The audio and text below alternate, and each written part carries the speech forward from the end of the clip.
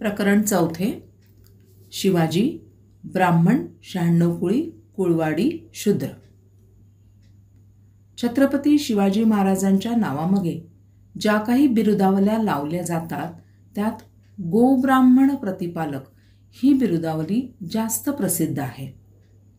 गायींचा आणि ब्राह्मणांचा प्रतिपाळ करणारा अशी बिरुदावली सारखी प्रसिद्धी केली जाते. छत्रपती शिवाजी महाराजांची अस्सल म्हणून मान्यता पावलेली अनेक पत्रे उपलब्ध आहेत. यातील एकाही पत्रात शिवाजी महाराजांनी स्वतःच गोब्राह्मण प्रतिपालक म्हणून घेतलेले नाही.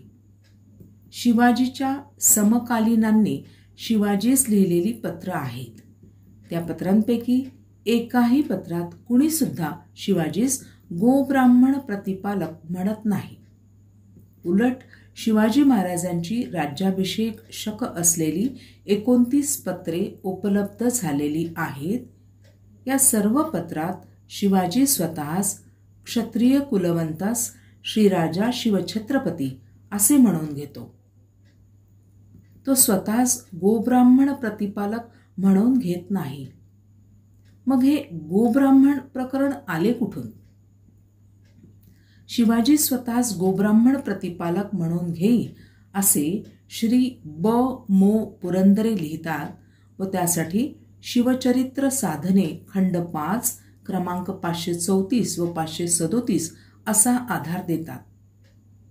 या सर्व पत्रांची व आधारांची छाननी करून श्री शेजवलकर निर्वाळा देतात की अवतरणचिन्हात 534 क्रमांकाच्या लेखात शिवाजी स्वतःच गोब्राह्मण प्रतिपालक म्हणून घेत नाहीत, तर पत्रात ज्याचा उल्लेख आहे तो ब्राह्मण त्यास तशी पदवी देतो. 537 क्रमांकाच्या लेखात तर गोब्राह्मण प्रतिपालक असा शब्दच आलेला नाही. म्हणजे सबकुछ झूठ. शिवाजीने स्वतःच गोब्राह्मण प्रतिपालक म्हणून घेणे आणि ब्राह्मणांनी त्यास तसे म्हणणे यातले अंतर स्पष्ट आहे. काम करून घ्यायला किंवा याचना करायला गेलेला कोणीही राजास तू आमचा प्रतिपाल करणारा आहे असे म्हणणारच. त्यात विशेष काय? अवतरणचिन्ह पूर्ण. मग शिवाजीला लावलेली किंवा खरे सांगायचे तर मागाहून बळीच चिकटलेली बिरुदावली कुणी लावली असावी? गो लावणे शक्य नाही. त्यामुळे उत्तर स्पष्ट आहे. स्वतःचा कार्यभाग साधण्यासाठी इतिहासातील थोर पुरुषांनी आपल्याला सोयीची अशी बिरुदावली लावण्यास फार तर हुशारी किंवा चलाखी केली असे म्हणता येईल. लोक अडाणी आहेत व मुळापर्यंत जात नाहीत तोपर्यंत पचेलही, पण म्हणून ते सत्य नव्हे, म्हणून तो इतिहास नव्हे. ग्रँडफने आपल्या पुस्तकात गायी, रयत व स्त्रिया यांना लुटण्यास शिवाजीने आपल्या शिपायास बंदी केली होती असे नमूद केले आहे. त्याला इतरही आधार आहेत. पण मग गायी, रयत व स्त्रिया यांचा प्रतिपालक असलेला शिवाजी गोब्राह्मण प्रतिपालक कसा केला गेला? रयत आणि स्त्रिया यांना बाजूस सारून त्या ठिकाणी ब्राह्मण कधी व कुणी आणले याचा अंदाज करणे कठीण जाऊ नये. शिवाजीच्या राज्यात ब्राह्मणास खास सवलती सुद्धा कुठे दिसत नाहीत. उलट एका पत्रात आगळीक केलेल्या ब्राह्मणासंबंधी शिवाजी महाराज लिहितात, अवतरणचिन्ह ब्राह्मण म्हणून कोण मुलाहिजा करू पाहतो, अवतरणचिन्ह पूर्ण, असे बजावतात आणि धमकावतात की अवतरणचिन्ह जे गनिमांचे गनिम ते तसाच नतीजा पावणार, अवतरणचिन्ह पूर्ण. सर्व मराठे ज्याप्रमाणे शिवाजी महाराजांकडे नव्हते तसेच सर्व ब्राह्मण शिवाजी महाराजांच्या बाजूने नव्हते. अनेक विरुद्ध होते. म्हणूनही शिवाजी महाराज ब्राह्मण प्रतिपालक अशी बिरुदावली घेणे शक्य नव्हते व तशी त्यांनी घेतलेली नव्हती. दक्षिणा उपटण्यासाठी शिवाजीच्या काळात ब्राह्मणांनी शिवाजीच्या विरुद्ध कोटचंडी यज्ञ केल्याचा एक मजेदार उल्लेख शिवचरित्र साहित्यात आहे.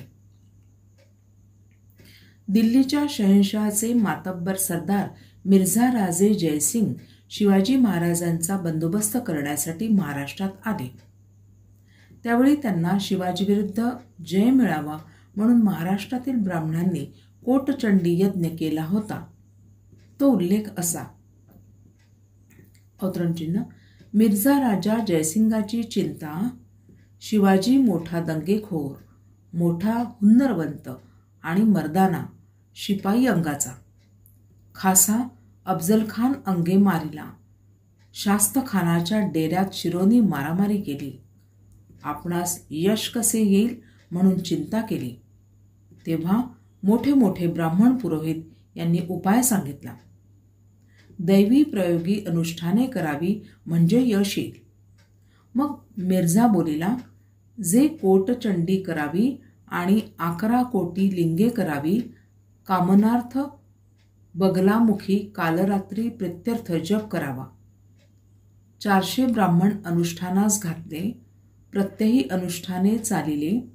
अनुष्ठानास 2 कोट रुपये अलाहिदा काढून ठेवले आणि 3 मास अनुष्ठान काढून सिद्ध केले. अनुष्ठानाची पूर्णाहुती करून ब्राह्मणास दानदक्षिणा देऊन संतर्पण केले. मग धर्मजल चालले. शिवाजी जर ब्राह्मण प्रतिपालक होता आणि शिवाजीचे राज्य जर ब्राह्मण हिंदू धर्मरक्षणाकरता होते, तर एवढा कोटीचंड यज्ञ ब्राह्मणांनी कसा केला? छत्रपतींच्या राज्याभिषेकास ब्राह्मणांचा विरोध. महाराष्ट्रातल्या ब्रह्मवृंदांनी शिवाजी महाराजांना राज्याभिषेक करायला विरोध केला हे सत्य तर सर्वांना माहीतच आहे. चातुर्वर्णाच्या रचनेप्रमाणे व हिंदू धर्मशास्त्राप्रमाणे राजा होण्याचा अधिकार फक्त ब्राह्मणांना आणि क्षत्रियांनाच होता. शिवाजी शूर असला, त्याने राज्य कमावले तरी तो राजा होण्यास पात्र नाही असे धर्ममत होते. काहींना त्यांच्या क्षत्रियत्वाची शंका होती आणि उरलेल्यांना तो मुळात क्षत्रिय कुळातला असला तरी संस्कारक्षय झाल्याने क्षत्रिय राहिला नव्हता. शिवाजीची मुंज झाली नव्हती. मंत्रविधींसह लग्न लागले नव्हते. मग शिवाजी राजा कसा होऊ शकणार? काही सनातनी धर्ममार्तंडाची त्यावरही कडी होती. ते सांगत होते, नंदातम क्षत्रिय कुलम. नंद राजाचा अंत झाला तोच क्षत्रिय कुळाचा अंत होय. त्यानंतर कुणी क्षत्रिय उरलाच नाही. अकबराच्या काळी कृष्णभट शेष याने शूद्राचार शिरोमणी नावाचा एक ग्रंथ लिहिला. त्याने असे प्रतिपादन केले की परशुरामाने संपूर्ण पृथ्वी निक्षत्रिय करून टाकली. आता हिंदू धर्मात राजतेजाचे व राजवंशाचे क्षत्रिय कोणीच उरले नाहीत. मग शिवाजीला राज्याभिषेक कसा करणार? महाराष्ट्रातल्या ब्रह्मवृंदापैकी कुणी राज्याभिषेक करण्यास तयार नाही. म्हणून मग काशीचा गागाभट्ट आला व त्याने सागरसंगीत राज्याभिषेक वैदिक पद्धतीने केला. तसे गागाभट्टाचे मूळ घराणे नांदेडचे, पण तो विद्वान ब्राह्मण काशीस होता. राजांनी त्याला व इतर ब्राह्मणांना प्रचंड दक्षिणा दिल्या. यात काही अतिशयोक्ती असेल, पण एक वर्णन असे आहे की गडावर राज्याभिषेक समयी राजांनी ब्राह्मणांना दक्षिणा म्हणून इतके सोने दिले की त्यांना ते गडावरून खाली आणता येईना. शिवाजीचे ब्राह्मण सहकारी. शिवाजी महाराजांच्या राज्याभिषेकाला महाराष्ट्रातल्या ब्राह्मणांनी विरोध केला होता. त्यावरून किंवा महाराष्ट्रातल्या ब्राह्मणांनी मिर्झा राजे जयसिंग यांना यश मिळावे म्हणून कोटीचंडी यज्ञ केला होता. त्यावरून महाराष्ट्रातले सर्व ब्राह्मण शिवाजीच्या विरुद्ध होते असा कोणी निष्कर्ष काढला तर तो मात्र पूर्णतया चूक ठरेल. हा प्रश्न केवळ व्यक्तिगत या किंवा त्या ब्राह्मण समूहाचा नव्हता किंवा या किंवा त्या पुरोहिताचा नव्हता. प्रश्न मूळ चातुर्वर्ण्य धर्माचाच होता व आजही आहे. शूद्र हे प्रजापतीच्या पायापासून जन्माला आले. वरील तिन्ही वर्णांची सेवा करणे हे त्यांचे धर्मकर्तव्य आहे. त्यांना राजा होता येणार नाही अशी धर्माज्ञा आहे. राजा हा देवाचा अंश असतो आणि शूद्रात देवाचा अंश असणे शक्य नाही. म्हणून शूद्र राजा होऊ शकत नाही असा धर्माचा आग्रह आहे. मुसलमान राजा होऊ शकतो पण शूद्र होऊ शकत नाही अशी सनातन हिंदू धर्माची रीत आहे. म्हणून शिवाजी महाराजांच्या राज्याभिषेकाला धर्माचाच विरोध होता, नुसता ब्राह्मणांचा नव्हता. शिवाजीच्या स्वराज्य उद्योगात अनेक ब्राह्मण साथीदार होते. दादोजी कोंडदेव हे तर त्यांचे गुरुच होते. रामदासाने शिवाजीला उपदेश व मार्गदर्शन केले की नाही याबाबत कडाक्याचे वाद आहेत. ते तज्ज्ञांवर सोपवून आपण बाजूस ठेवले तरी दादोजींच्या भूमिकेसंबंधी शंकेला जागा नाही. मोरोपंत पिंगळे हे तर पेशवे पदावर होते. ते एक मुख्य प्रधान होते. मोरोपंत, अण्णाजी दत्तो व दत्ताजी त्र्यंबक हे प्रधान तर होतेच, पण मोठे कुशल वीर होते. शिवाजीची आग्र्याहून सुटका करून घेण्याच्या रोमांचकारी घटनांना त्र्यंबकपंत डबीर आणि रघुनाथपंत कोरडे या महाराष्ट्रातील ब्राह्मणांनी आणि कृष्णाजी काशी व विसाजी या उत्तरेकडील ब्राह्मणांनी मोलाची मदत केल्याची इतिहासाने नोंद केलेली आहे. प्रश्न नुसता ब्राह्मणांचा नव्हता तर सनातन हिंदू धर्माचा होता. त्या काळाच्या मर्यादांचा होता व या मर्यादा शिवाजीने सुद्धा स्वीकारून मान्य केल्या होत्या. म्हणून सकृत दर्शनी आज हास्यास्पद दिसणाऱ्या गोष्टी त्या काळात घडल्या. संस्कारक्षय झाला वगैरे आक्षेपांना उत्तर म्हणून गागाभट्टाने शिवाजी महाराजांची मुंज 44व्या वर्षी केली. मंत्रविधींसह पुन्हा विवाह केला. दानदक्षिणा म्हणून लक्षावधी सुवर्ण मोहरांची उधळण करावी लागली आणि मग राज्याभिषेक झाला. हिंदू धर्मरक्षक म्हणून शिवाजीला बिरुदावली लावणाऱ्या आजच्या तमाम मतलबी धर्मांधांनी ही गोष्ट विसरू नये की याच हिंदू धर्माने व याच धर्माच्या रक्षकांनी शिवाजीला राज्याभिषेक करायला विरोध केला होता व 44व्या वर्षी मुंज आणि एकदा झालेला विवाह पुन्हा दुसऱ्यांदा करणे असल्या हास्यास्पद गोष्टी करविल्या होत्या.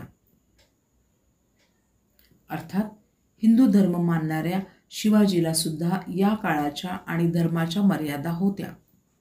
प्रत्येक थोर पुरुषाला काळाच्या मर्यादा असतात, परिस्थितीच्या मर्यादा असतात. तशा त्या शिवाजीला सुद्धा होत्या.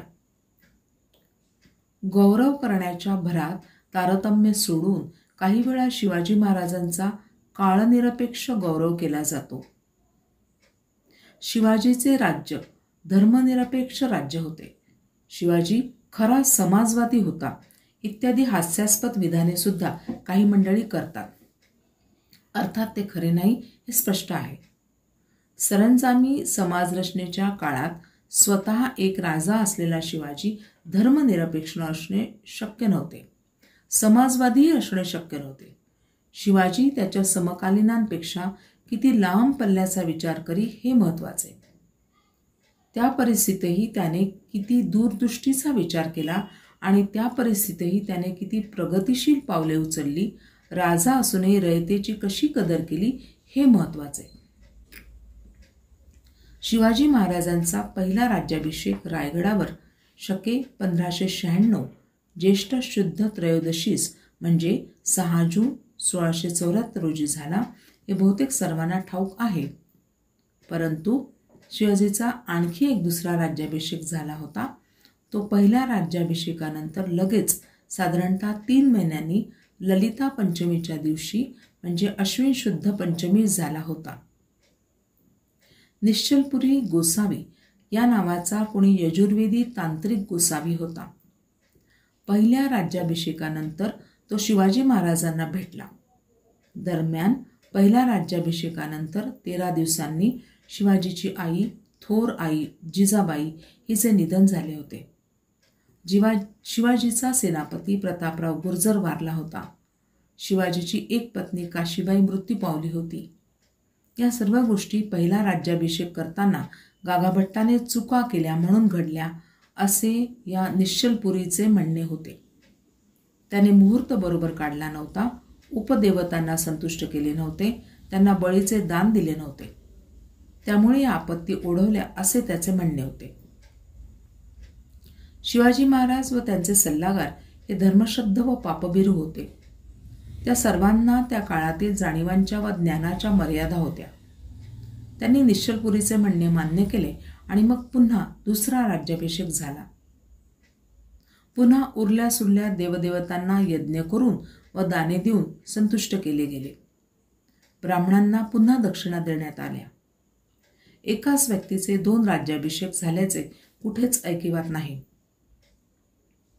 अर्थात 2-2 राज्याभिषेक करून आणि 2-2 वेळा देवदेवता व ब्राह्मण पुरोहितांना संतुष्ट करूनही उपयोग झालेला दिसत नाही.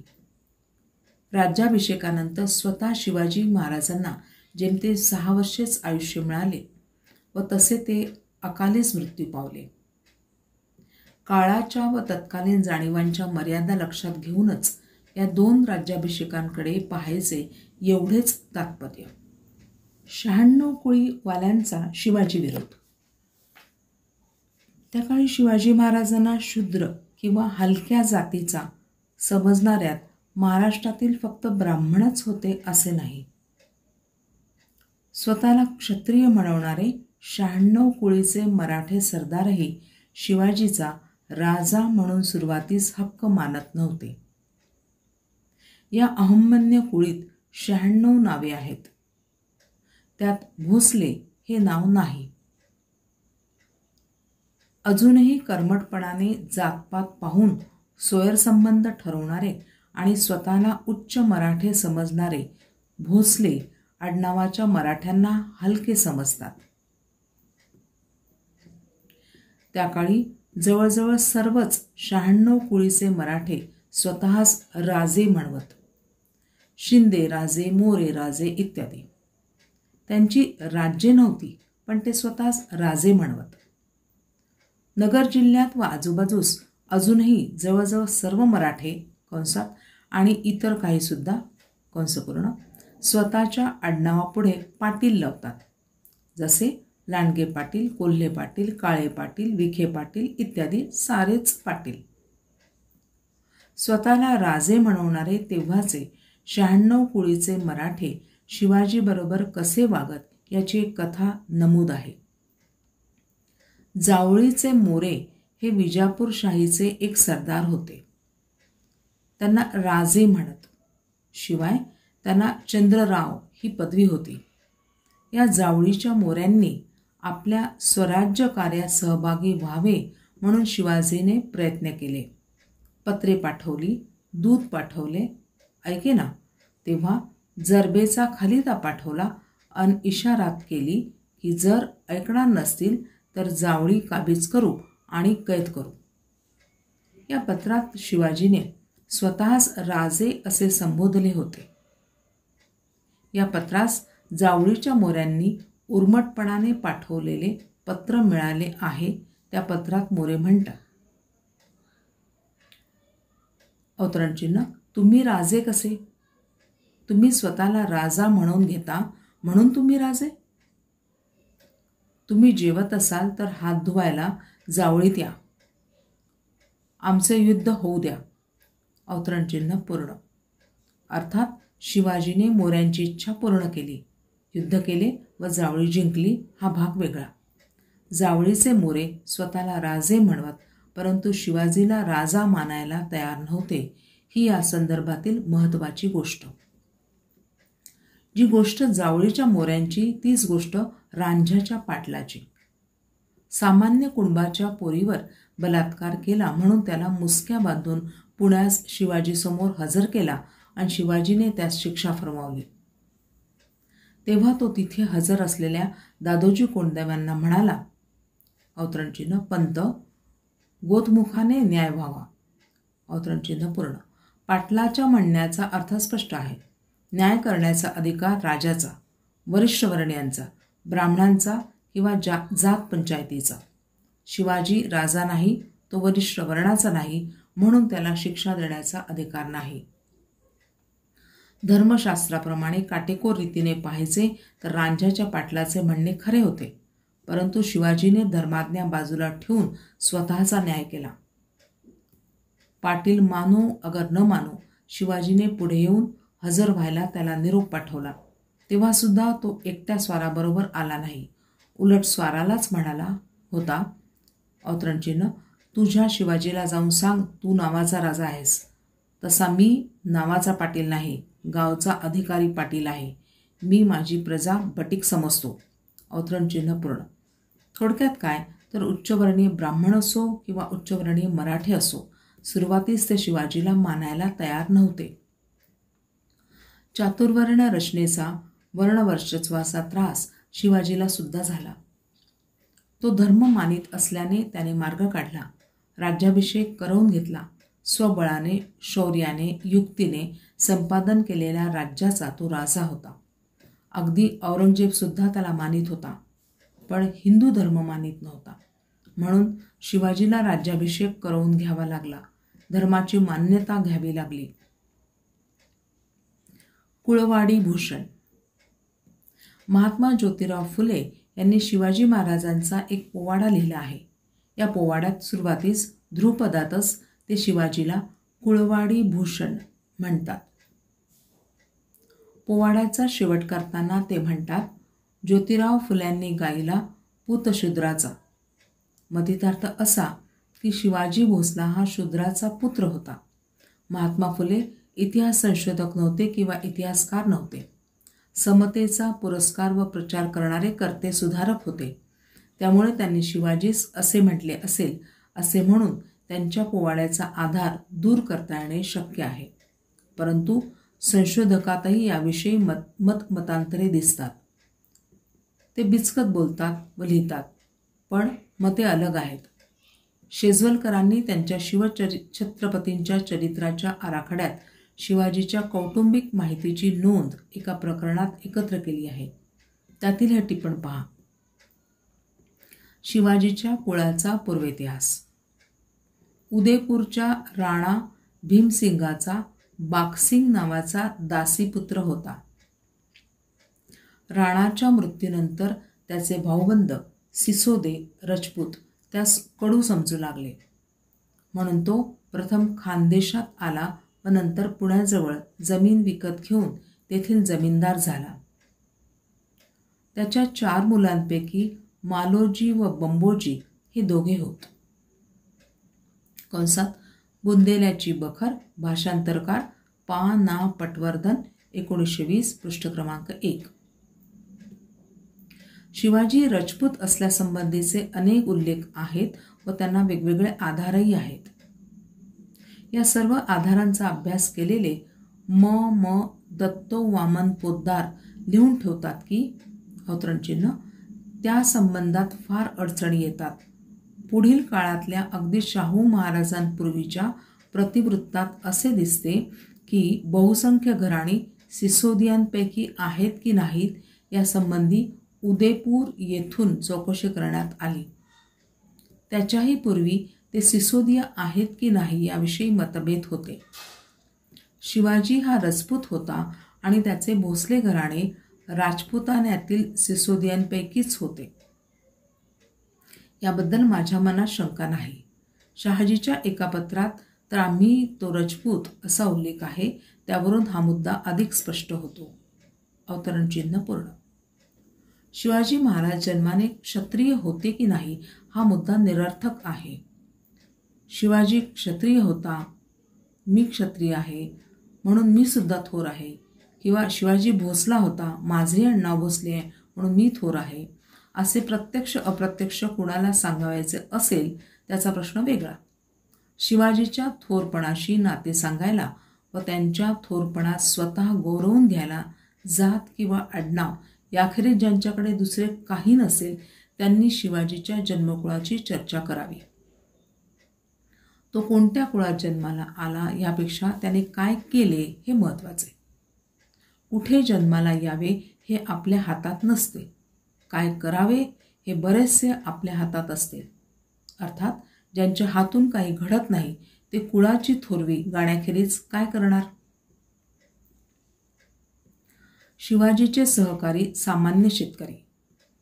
परंतु शिवाजीच्या नावाने वर्णश्रेष्ठत्व कुणी स्थापू पाहिलं तर त्यांनी हे लक्षात ठेवावे की शिवाजीच्या स्वराज्य कार्यात बहुसंख्य साथीदार, फार मोठ्या बहुसंख्येने असलेले साथीदार उच्चवर्णीय नव्हते. तसेच ते सरदार, जमीनदार, वतनदारही नव्हते, तर खालच्या म्हणून समजल्या गेलेल्या जातींचे व गोरगरीब शेतकरी होते. ज्या मावळ्यांच्या चिवटपणावर, ज्यांच्या अव्यभिचारी निष्ठेवर आणि असीम त्यागावर शिवाजी अतुलनीय पराक्रम करू शकला, ते सर्व मावळे म्हणजे सामान्य शेतकरी होते. जुन्या वतनदारांनी, सरदारांनी सुरुवातीला शिवाजीला फारशी साथ दिली नाही, परंतु शिवाजीने छोटे मोठे नवे सेनानायक निर्माण केले. ते सर्व जन्माने सर्वसामान्य लोक होते व पराक्रमाने मोठे होते. पन्हाळ्याच्या वेढ्यातून निसटून जायला मदतकारक ठरला तो शिवा नावी होता. अफजल खानाच्या वधाच्या वेळी शिवाजीचा विश्वासू आणि चपळ लढवय्या म्हणून बरोबर गेलेला जीवा महाला हा सुद्धा जातीने नावी होता. त्याचे आडनाव संगपाळ. तो जावळी प्रांतातला मौजे कोंडिवलीचा. तो सुद्धा एक सर्वसामान्य रयत होता. शिवाजीच्या हेर खात्याचा प्रमुख बहरजी नाईक हा रामोशी जातीचा होता. प्रत्यक्ष शेती करून उपजीविका करणाऱ्या सर्वसामान्य कुणब्यांना शिवाजीने साथीला घेतले व राज्य स्थापले. शेती करणारा मराठा कुणबी हा परंपरेने शूद्र समजला जाई. व्यक्तींच्या या उदाहरणाबरोबर समुदायांचे उल्लेखही इतिहासात आहेत. सभासदाच्या बखरीत एक नोंद आहे. बेरड, रामोशी, आडेकरी वगैरे लोकांना त्यांच्या मगदुराप्रमाणे नोकऱ्या दिल्या. त्यामुळे शिवाजीच्या राज्यात गुन्हे व उपद्रव कधीही होत नसे. गुन्हेगार समजल्या जाणाऱ्या लोकांना त्यांच्या पराक्रमाला वाव मिळतो व मग ते सहसा उपद्रव करीत नाहीत.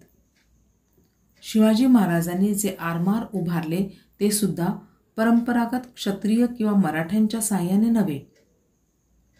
शिवाजीचा आरमार प्रमुख जसा दर्यावर्दी मुसलमान होता, तसेच आरमारातले बहुसंख्य सैनिक कोळी, सोनकोळी, भंडारी, मुसलमान इत्यादी जातीतील लोकच होते.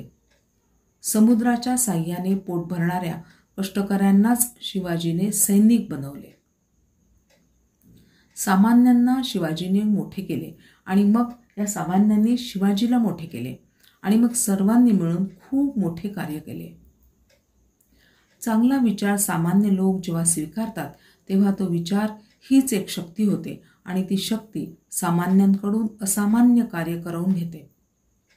सामान्यांच्या सहकार्याखेरीज व सहभागाखेरीज इतिहासातील असामान्य कार्ये घडत नाहीत. उच्च कुळातले जे असत ते बहुतेक सर्व प्रस्थापित असत. त्यांचे त्या काळी बरे चाललेले असे. जे चालले आहे ते बदलावे असे त्यांना वाटत नसे. जे सामान्य होते त्यांनाच बदल हवा होता. शिवाजीने त्यांना संघटित केले, शहाणे केले, मोठे केले आणि जुलमाला आळा घातला. ज्यांना जुलूम सहन करावा लागतो ते जुलूम नाहीसा करतात. जुलूम करण्यातच जे सहभागी असतात ते जुलूम नाहीसा कसा करतील? शिवाजी व धर्मांतर. शिवाजी हिंदू धर्म पाळणारा होता, पण त्याची धर्मश्रद्धा आंधळी नव्हती. धर्माला मान्य नसणाऱ्या गोष्टीही तो करी व कार्य साधे. कार्य महत्त्वाचे होते, धर्माचे काटेकोर पालन महत्त्वाचे नव्हते. एकदा मुसलमान झाला म्हणजे धर्म सोडला, धर्म सोडला म्हणजे मेला.